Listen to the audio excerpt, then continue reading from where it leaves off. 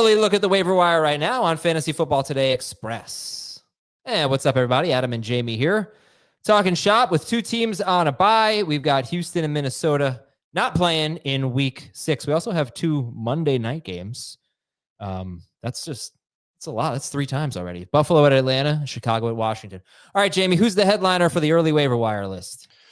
So I'm still going through right now. So the headliner, I guess, would probably still be, I'm going to say Kenneth Gainwell. If you can't get Michael Carter, Carter's just above the threshold of what we typically talk about. He's 67% rostered. So we'll put him on the cusp. We'll discuss him more so than I will write about him if you want to, sort of catch it that way.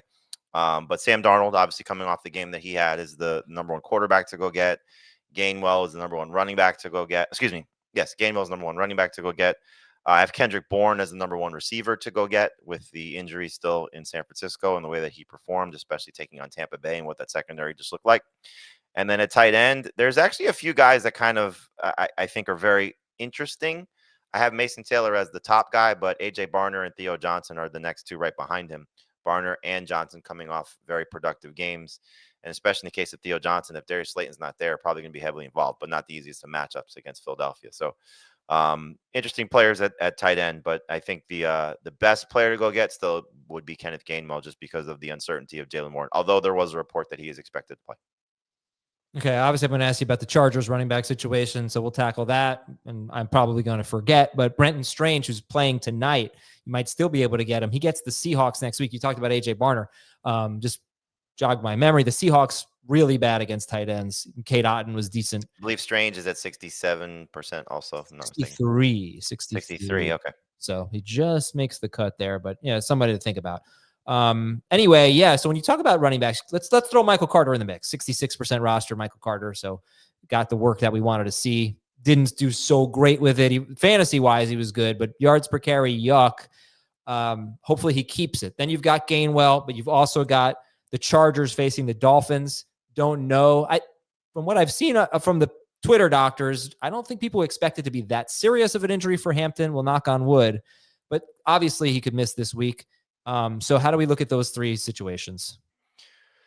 Carter is, I think you got to consider a must add, especially with what DeMercado did. So the questions going into the game, clearly Carter was the guy, and then DeMercado has the unfortunate play, and it would be hard to expect him to get rewarded for that with more work. So I think Carter, you got to consider a low-end starter. If Gainwell is the starter for the Steelers, even in a matchup against the Browns, he would be my favorite of the replacement options just because of what we saw in his last game against Minnesota, especially his work in the passing game. So I would take Gainwell over Carter if there's an option. I did also include in the shallow leagues, clearly Rico Dowdle is 83% rostered. So if he's still available, didn't get picked up in your league, he's number 1 by far, taking on the Cowboys this week. So after those guys, so I actually put Kendre Miller ahead of the Chargers guys just because getting more work in New Orleans and probably a little bit more of a safer play if you don't necessarily need somebody for this week, just because I think it's uncertain what's going to happen with the Chargers. Kamani Vidal played more than Hassan Haskins. I don't want to trust either of those guys behind a bad offensive line. The only reason would be is because who they're playing. It's the Dolphins, so this is just one of those situations where you hope that one of the guys takes a little bit of a lead. In terms of playing time, once Hampton was out, Vidal played a little bit more, but the touches were almost identical. So it just could be one of those situations until we get to the middle of the week. You may not know who the better of the 2 is. I'm sorry. I brought it up on Beyond the Box Score. I want to get your thoughts on it. I haven't seen an angle that tells me that DeMercado did not score. I still think that he crossed the plane with that ball before he let it go. The angle that I saw, which I think is the one that they were going by, is the ball is leaving his hand. Think so? As he's crossing the plane. As the ball is crossing the plane. You think it was the right call? I think it's like coming out of his hand, like doesn't have control of it. All right. Look, they must have got. I hope they got it right. To overturn it must have felt pretty conclusive. There was a lot of things that clearly happened in that game. That the Cardinals did everything possible to lose. Yeah, I mean, that was borderline not even the craziest play of the game with that interception that ended up being a touchdown for the, Okay, let's get your quarterbacks here. Yeah, we'll do quarterbacks, then we'll take a break. Give me your quarterbacks for this week. I mean, you got to consider Darnold number 1. He's coming off this amazing game against Tampa Bay, gets Jacksonville on a short week.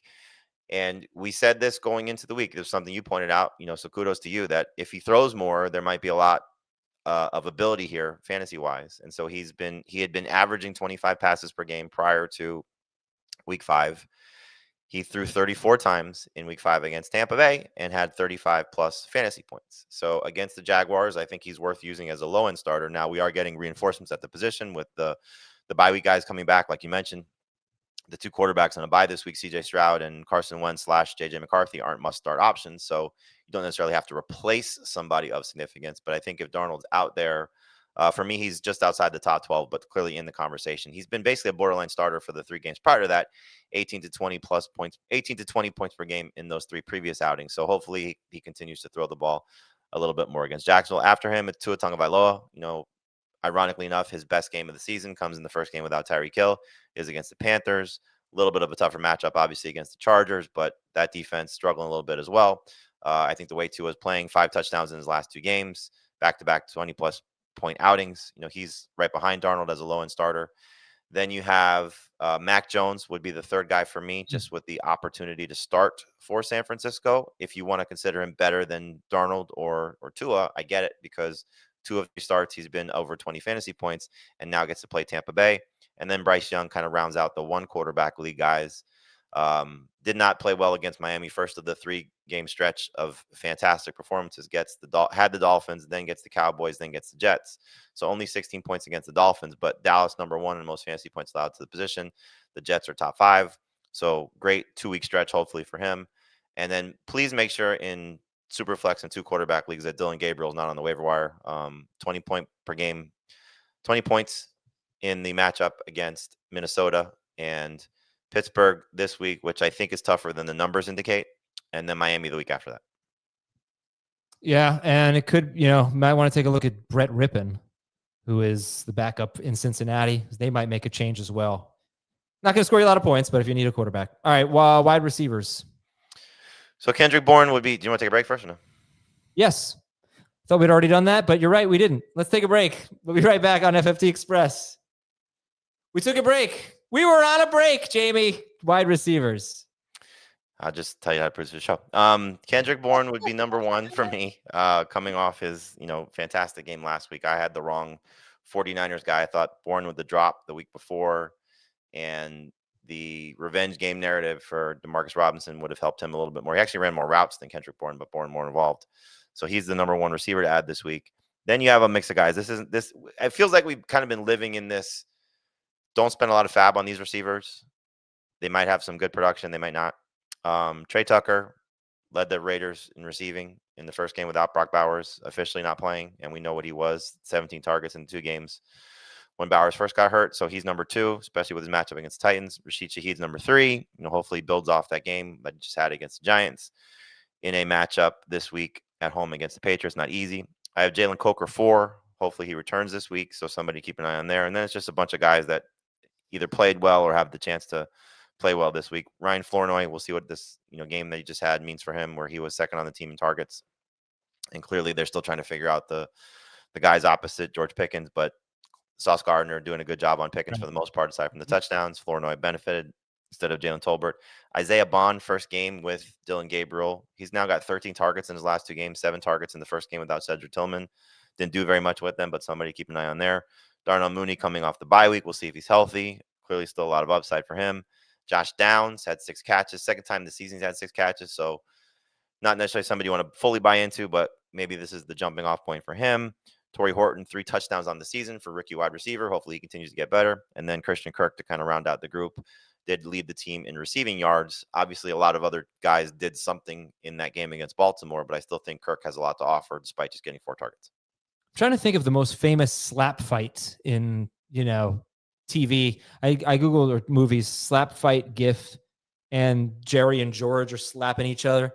That is what Sauce Gardner and George Pickens were doing. Mostly Gardner on that touchdown. He just kept slapping him, and he got beat. Tight ends, Jamie. Who are the top tight ends to get? So again, it's a good group. You have Mason Taylor, who's been fantastic in 2 games in a row, but a lot of targets in the last 3 games. AJ Barner, 2 touchdowns, 7 targets. Theo Johnson, 7 targets. These guys have been making plays for their teams, and again, Johnson now potentially seeing a bigger role. But I would take Barner first, just based on what he's been doing. And like you said, could be involved in his matchup against the Jaguars. Obviously, the reverse is a little bit better. Harold Fannin scored his first touchdown. Maybe he's going to benefit with Dylan Gabriel moving forward. Evan Ingram scored a touchdown. Jake Tongas, if you need a 1 week replacement, because Kittle's expected to return next week. This is a sneaky one. Michael Mayer did not play because of the concussion. Could return sooner than Brock Bowers and may have a prominent role. So if you want to just kind of save your fab and see what happens, and maybe you don't even need a tight end. We don't know how long Bowers is going to be out. But Mayer may be somebody to take a look at. And then Colston Loveland, we don't know if he's going to play in week 6, but could have some sustainability down the stretch if he's, a factor for the Bears. Yeah, he was targeted on 4 of 6 routes or 3 of 5 routes or something like that when they said they wanted to get the tight end more involved.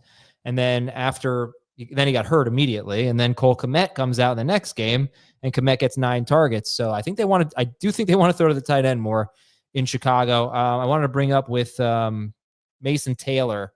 Now, I have not had time to go through all these matchups and see if they actually are good, because sometimes when you look at a team and how they've done against tight ends, a lot of it is, well, who have they faced? Oh, they faced Trey McBride and George Kittle. Of course, they're bad against tight ends, whatever. So they have Denver, who's 8th against tight ends. Then they have Carolina. This is the Jets, Mason Taylor.